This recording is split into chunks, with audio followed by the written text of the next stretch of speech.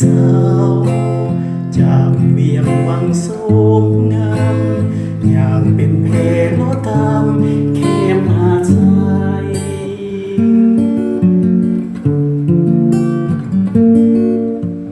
เสียงหูร้องก้องดังเรียบดังขึ้นเมื่อฟังพาลับไหล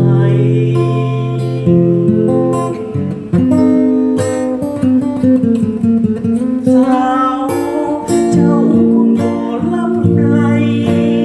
บ่สนใจว่ายังมีไผเศร้าโศกงามแท้เมื่อมาเห็นยามเย็นซื่นยามมี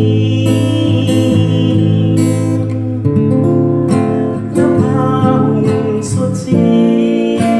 ที่หลังน้ำตา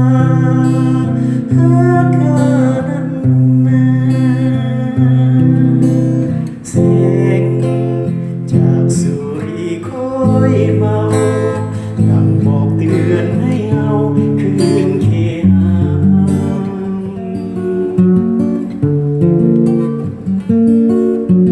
คิดบ่อยากลาน้ำคงอยากนั่งสมคืนฟองคู่มันสาง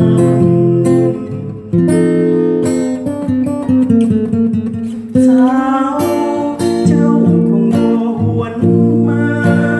กองสายตาคนที่ขัดสนรั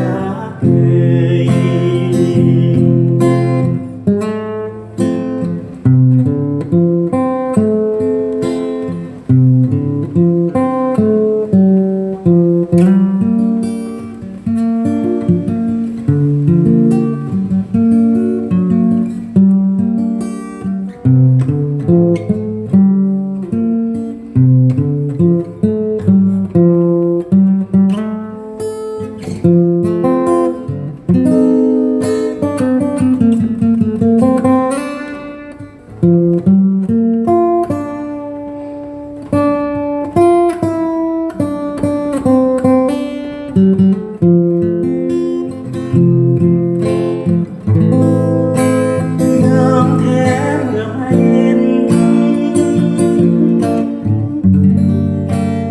ยามเย็นซื่นยามนี้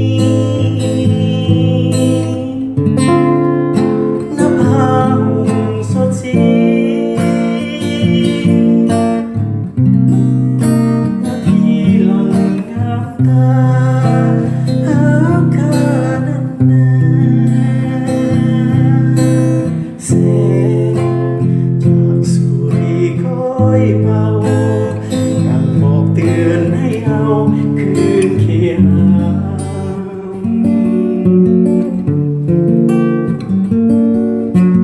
คิดบ่อยากลาน้ำคงอยากนั่งสมคืนคลองคู่มันสาง